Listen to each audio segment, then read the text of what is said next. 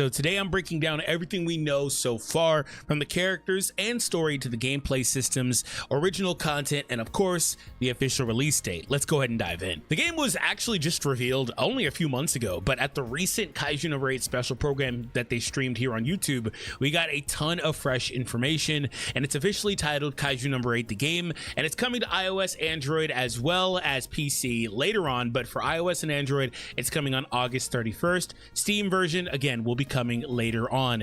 The reveal included trailers, live gameplay demos, and even a look at the new original characters that expand the Kaiju No. 8 universe beyond what we've seen in the manga and the anime.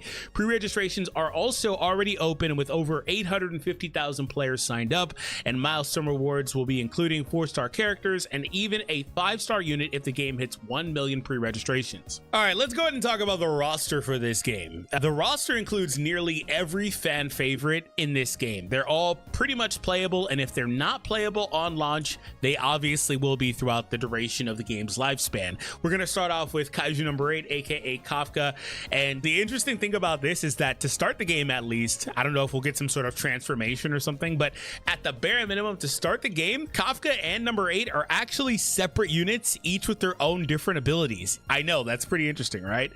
You'll also be able to play as Reno, Kikoru, Mina, all the other favorite characters like I mentioned earlier in the game, and yes, Hasegawa has become a breakout star thanks to the showcase as well. Each character has their own unique weapons and epithets. Special titles like Kikoru's Guiding Light of the Future or Mina's Off the Scale are powerful epithets for each character. Epithet. There's even a battle buddy system where pairing certain characters triggers unique interactions and dialogues mid-fight, adding more flavor as well to your team building. I mean, really, when you think about all the different ways that they can spice up this game, I think it's really cool to see that they are going to try to really lean into the interactions, and I can't wait to play with Kikoru and her father. That could be really, really cool. Her mother as well. It's going to be really, really cool just to try to play this game and figure out all the different combinations and all that stuff. All right, so I wanted to talk a bit about the story mode in the game because I know everyone wants to know more about the story. So firstly, if you haven't actually gotten into Kaiju No. 8 for whatever reason, I do recommend you do.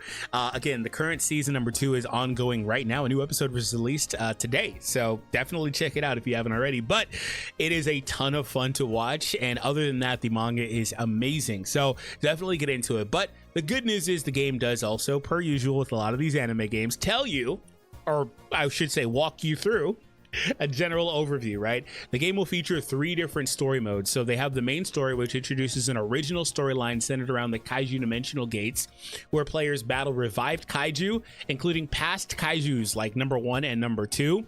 The Memories mode lets you relive key moments from the manga and anime, revoiced and reanimated specifically for the game. So that's what I'm talking about right there, memory. If you're not fully into it and if you want to jump into the game first, see what it's about a little bit, and then figure it out, I still would implore you to check out via other mediums as opposed to reliving the story of the series through the game, but you can obviously do that. But I'm really excited about the original content that's coming in this game. There's going to be a ton of original stuff. Like I said, you'll be able to battle the revived kaijus. They're going to have a ton of fun with that stuff, I imagine.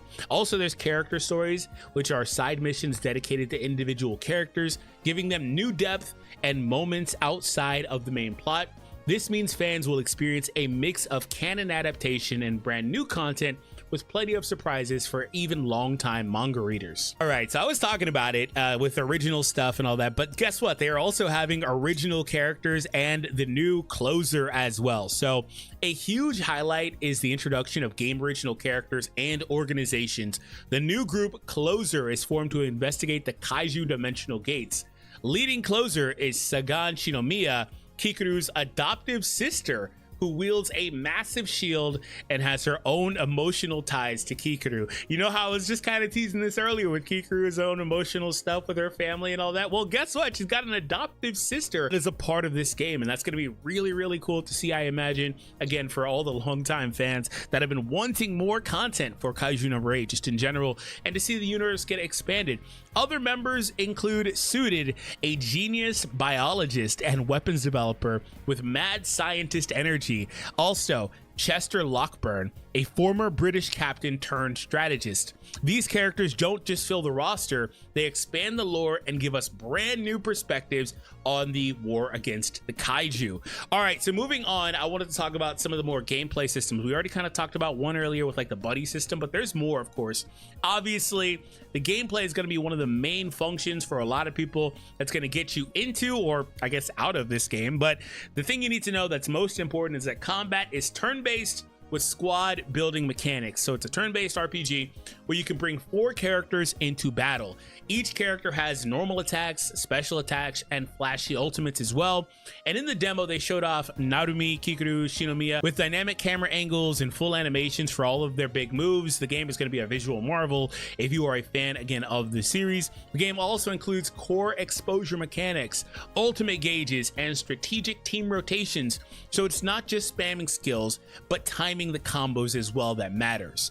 Outside of battles though, the message system lets players read in-game text chats between characters, adding fun slice of life interactions as well. So moving on from that, let's talk about, again, the release of the game and the pre-registration. But if you haven't already, make sure you hit that thumbs up and subscribe, because I will be doing a ton of content on Kaiju number 8 when the game officially releases in about 2 weeks. So I'm really excited about that. Anyway, as mentioned, the worldwide launch is set for August 31st on mobile, with a PC release later on. It's unfortunate that these PC releases always have to come later, man. But the good news is, since it's coming to PC, there should be controller support and all that stuff. So if you have a mobile controller, if you hooked up a Bluetooth to your phone, you wanted to do that, and if you're a true pro gamer, you can hook up the Bluetooth to your phone. You can put your phone on a video out, put it on your TV, and well, guess what? You're playing it on TV, right? So there you go. Anyway, though, pre-registration rewards are already hyping the fans. Of course, like I mentioned earlier, at 1 million signups, players receive a 5-star character. That may have actually already been hit. At the time I wrote this script, that hadn't been hit, but I think it may already be hit now. Anyway, so all the fan favorite characters are already confirmed as well, giveaways or summonable at launch. So keep that in mind. Again, all of your fan favorites, all the OG cast members of the series are already there on launch, and they've been really promoting them and pushing them as well. Fans are pushing hard for a 5-star Hasegawa as well, which became a running joke in the event. So we may see even more surprises post-launch. There's going to be a ton of content post-launch, of course. So anyway, in conclusion, to wrap it up, Kaiju number 8 looks like a dream project for longtime fans of the series, combining faithful anime moments, expanded lore, and addictive RPG mechanics. With anime season 2 airing and the manga wrapping up, the game is arriving at the perfect time to keep the hype alive. Whether you're in it for the story, the flashy battles, or just to squad up with your favorite Defense Force members, there is a lot to look forward to when the game launches this summer. Let me know in the comments what your favorite character build is going to be and which characters you're looking to build teams around. And yes, Hasegawa counts. That's everything we know so far about the Kaiju number 8 mobile game. If you enjoyed this breakdown, don't forget to drop a like, subscribe, and stay tuned, as I'll be covering guides and gameplay when the game drops. Thank you so much, and if you want to see more about it, click on the video on the screen right now, and I'll see you over there.